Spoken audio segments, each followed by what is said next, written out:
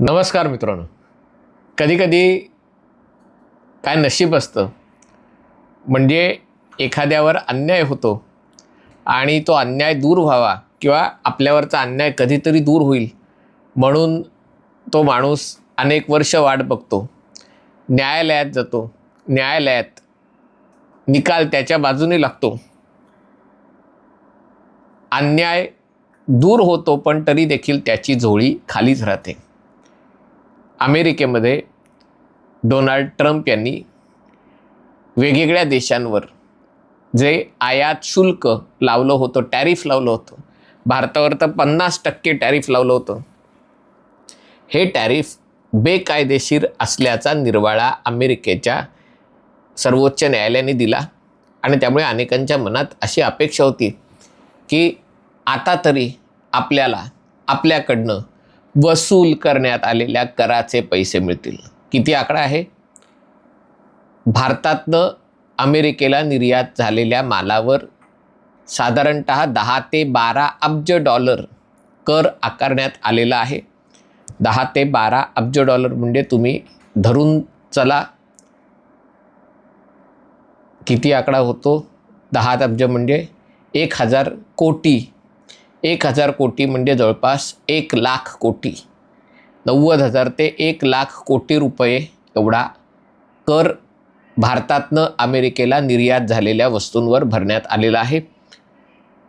परंतु त्यापैकी आपल्याला काहीही मिळेल असं मला वाटत नाही, कारण अमेरिकेच्या न्यायालयाने हे स्पष्ट केलेलं आहे की ही वसुली कोणाकडनं करण्यात आलेली आहे, तर अमेरिकन कंपन्यांकडनं करण्यात आलेली आहे आणि त्यामुळे ही कर माफी मिळवायला फक्त आणि फक्त अमेरिकन कंपन्याच पात्र राहतील. आता याची पार्श्वभूमी समजून घेणं आवश्यक आहे. अमेरिकेच्या व्यापारी कायद्यानुसार कलम 301 च्या अन्वये कर कशासाठी लावता येतो की वर्ल्ड ट्रेड ऑर्गनायझेशन आहे जागतिक व्यापार संघटना, ज्याचे सगळ्यात मोठे पुरस्कर्ते अमेरिकेत खुद्द होते.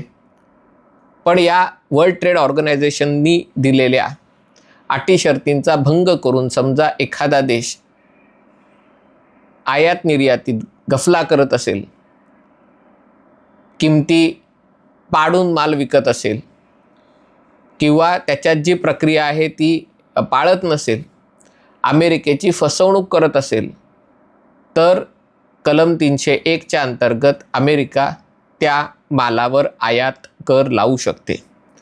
असा आयात कर लावायचा झाला तर त्याची एक विहित प्रक्रिया आहे. असं जेव्हा अमेरिकेच्या व्यापार विभागाला, ट्रेड रिप्रेझेंटेटिव्हला लक्षात येईल की फलाण्या देशातनं अमेरिकेत निर्यात करणाऱ्या मालाची किंमत पाडून ती निर्यात केली जाते, ज्याच्यामुळे अमेरिकेच्या कंपन्यांना स्पर्धा करता येत नाही आहे, तेव्हा तो ही बाब त्या देशाच्या व्यापार मंत्रालयाकडे समोर मांडेल की बघा असं असं होतं आहे आणि त्यांना त्यांच्या बचावाची संधी देईल. त्याच्यानंतर वाटाघाटी होतील आणि तरी देखील त्या देशाने ऐकलं नाही, तर सगळी प्रक्रिया पार पाडूनही त्या देशाने ऐकलं नाही, तर त्याच्या मालावर आयात कर अमेरिका लावू शकते, ज्याला टॅरिफ असं म्हणतात. आणि त्यामुळे ही सगळी प्रक्रिया पार पडणं आवश्यक आहे. पण ट्रम्प त्यांनी काय केलं, या तरतुदीचा फायदा घेतला आणि त्याच्यात काही अपवादात्मक परिस्थिती, आता अपवादात्मक परिस्थिती केव्हा उद्भवू शकते, जेव्हा आणीबाणीची परिस्थिती असेल, जेव्हा राष्ट्रीय सुरक्षेचा विषय असेल की अमेरिकेची राष्ट्रीय सुरक्षा धोक्यात आणण्यासाठी एखादा देश व्यापार करताना किमती पाडून व्यापार करत असेल, अमेरिकेतला उद्योग उद्ध्वस्त करण्याच्या दृष्टीने करत असेल, कधी कधी आणीबाणीची परिस्थिती असेल, तेव्हा अशा वेळेला अमेरिकेच्या अध्यक्षांना थेट निर्णय घेण्याचा अधिकार आहे. पण तो क्वचित प्रसंगी आणीबाणीच्या परिस्थितीत आहे. ट्रम्प यांनी काय केलं, प्रत्येक परिस्थिती ही आणीबाणीची परिस्थिती, युद्धाची परिस्थिती, देशाच्या सुरक्षेला धोका, या सबबींचा आधार घेत कोणतीही प्रक्रिया पार न पाडता जगभरातल्या, पहिले सुरुवात 2018 साली चीनी मालापासून केली, मग कधी कॅनडाचा फटका बसला, पण 2025 साली त्यांनी अध्यक्षपद स्वीकारल्यानंतर जवळपास प्रत्येक देशाविरुद्ध त्यांनी आयात कराचं शस्त्र उगारलं. वाटेल तेवढा आयात कर टाकायचं, 100%, 50%, 75%, आणि त्या देशातली उद्योग उद्ध्वस्त करण्याची धमकी द्यायची आणि मग वाटाघाटीला बसायचं आणि मग 15%, 20%, 25% आयात करणे. अमेरिका निर्यातीवर कोणताही कर भरणार नाही, फक्त आयातीवर कर भरणार. अशा प्रकारची दंडेली ट्रम्प सरकारने सुरू केली. अनेक देश त्याच्यापुढे झुकले. तरी देखील लोक कोर्टात गेले. किती लोक कोर्टात गेले, किती लोकांना फायदा होणार आहे माहिती आहे? अमेरिकेच्या 3 लाख कंपन्या ज्या वेगवेगळ्या गोष्टी आयात करतात त्यांना याचा फायदा होणार आहे. पण याच्यामध्ये न्यायालयाने मेख अशी मारून ठेवलेली आहे की ज्या अमेरिकन कंपन्या इतर देशातनं माल आयात करतात, ज्यांनी हा कर भरलेला आहे आणि ज्यांच्याकडे या सगळ्याचे रेकॉर्ड आहेत, त्यांच्यासाठी एक वेबसाईट खुलं केलेलं आहे. तुमच्याकडे असलेले पुरावे, रिसीट सगळं त्याच्यावर अपलोड करायचं. ते पुरावे सादर केल्यानंतर त्याची एक तपासणी करण्यात आली आणि त्याच्यानंतर 60 ते 90 म्हणजे 2 ते 3 महिन्यात तुम्हाला तुमचे पैसे कर रूपाने भरलेले परत मिळतील. आता ही मेख का आहे? तर बरेचदा असं झालं की ट्रम्प यांनी आयात कर लावला वेगवेगळ्या देशांवर. त्या देशाला अमेरिकेला होणारी निर्यात चालू ठेवायचे आणि त्यामुळे आधी समजा 100 रुपयाचा माल आपण निर्यात करत असतो त्याच्यावर करमुक्त होता किंवा 5% कर होता, 105 होता. आता अचानक ट्रम्प यांच्या निर्णयामुळे एक 100 रुपयाचा माल 150 रुपये झाला, 130 रुपये झाला. आणि मग त्या निर्यातदाराने विचार केला की जाऊ दे, 130 रुपये जर आपण विक्री किंमत ठेवली तर आपली जी मागणी आहे अमेरिकेत ती कमी होईल किंवा बंद होईल. आणि त्याच्यामुळे मी असं करतो, 130 रुपयाचा माल आहे म्हणजे 100 रुपये माल, 30 रुपये ड्युटी किंवा 50 रुपये ड्युटी, 150 रुपये, तो मी माझा 20 रुपये फायदा कमी करतो, कारण मला ही धंद्यात टिकून राहायचं आहे. आणि त्यामुळे मग मी किंमत 100 रुपयाचा माल मी 80 रुपयाला विकला, प्रॉफिट मार्जिन कमी केलं आणि त्या 80 रुपयावर 30% म्हणजे 24 रुपये कर भरला किंवा 50% असेल तर 40 रुपये कर भरला, 120 रुपयाला तो माल विकला. म्हणजे 20 रुपये नुकसान किंवा 15 रुपये नुकसान अमेरिकन माणसाचं झालं, 20 रुपये नुकसान माझं झालं.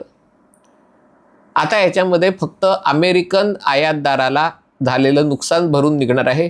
मी जर कमी किमतीत माल अमेरिकेला विकला असेल, माझी प्रॉफिट मार्जिन कमी केली असेल, तर मला याच्यातनं कोणताही फायदा होणार नाही. आणि त्याच्यातही पुन्हा जे मोठे कंपन्या आहेत, ज्यांच्याकडे सगळ्या ट्रान्झॅक्शनचे रेकॉर्ड असतात, ज्यांच्याकडे सगळ्या पावत्या असतात, जे सगळं व्यवस्थित असतं, त्यांना याचा फायदा होणार आहे असं म्हटलं जातं. नायकीसारख्या एकट्या कंपनीला $1 अब्ज, वॉलमार्टला काहीतरी 3-4 अब्ज, 12 अब्ज वॉलमार्टला फायदा होणार आहे. म्हणजे ज्या मोठ्या कंपन्या आहेत त्यांना याचा जास्त फायदा होणार आहे. जे सामान्य अमेरिकन नागरिक आहेत त्यांना याच्यातनं काहीही मिळणार नाही आहे. म्हणजे शेवटी नायकीने किंवा वॉलमार्टने किंवा इतर ज्या कंपन्या आहेत ज्यांनी आयात केला, त्यांनी जो कर भरला तो कर त्यांनी अमेरिकन ग्राहकाकडनं वसूल केला, त्यांनी स्वतःचा फायदा कमी नाही केला. आणि कर भरणारा अमेरिकन नागरिक त्याला सवलत पाहिजे, त्याला अशी अपेक्षा होती की मी कर भरला आहे आणि मी भरलेल्या कराचे अतिरिक्त कराचे पैसे सरकार मला परत देईल. पण न्यायालयाने सांगितलं अमेरिकन ग्राहकाला काही मिळणार नाही. ज्या अमेरिकन कंपन्यांनी आयात कर भरला आहे त्याची रिसीट सादर केल्यावर त्यांना फक्त त्याच्यात सवलत मिळेल. म्हणजे याच्यामध्ये ज्या भारतीय किंवा चीनी किंवा जपानी किंवा जर्मन किंवा सिंगापुरी किंवा सिंगापूरवर नव्हता लावला, कोरिया, हे जे सगळे देश आहेत, कॅनडा, त्यांच्या कंपन्या ज्यांनी निर्यात केला त्यांना काही फायदा नाही. अमेरिकन सामान्य नागरिकांना काही फायदा नाही. पण जे अमेरिकन आयातदार आहेत आणि त्याच्यातही मोठे आयातदार आहेत त्यांनाच या निर्णयाचा फायदा होणार आहे. पण त्याच्यामुळे काय झालं तर त्याच्यामुळे ट्रम्प यांच्या ज्या धोरण होतं की काही मी मेरे मन को भाया मैंने कुत्ता काट के खाया, अशा प्रकारे जे निर्णय घ्यायचे असतात.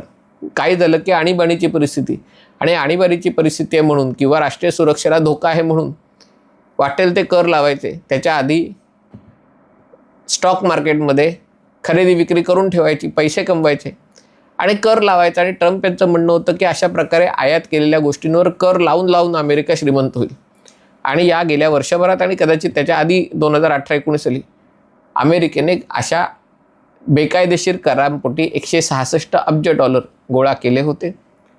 आता त्यातले पैसे किती परत मागितले जातात, दिले जातात, किती वेळ लागतो हे आपल्याला बघायचं आहे. पण या निर्णयामुळे ट्रम्प यांच्या हडेलहप्पी वृत्तीला लगाम लागलेला आहे. अर्थात ते ऐकायला तयार नाहीत.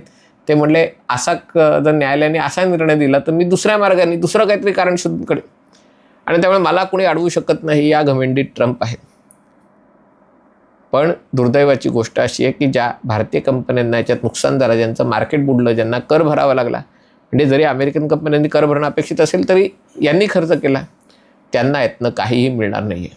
बळी तो कान पिळी ही व्यवस्था आहे. अमेरिका बळी आहे, तो कान पिळत आहे.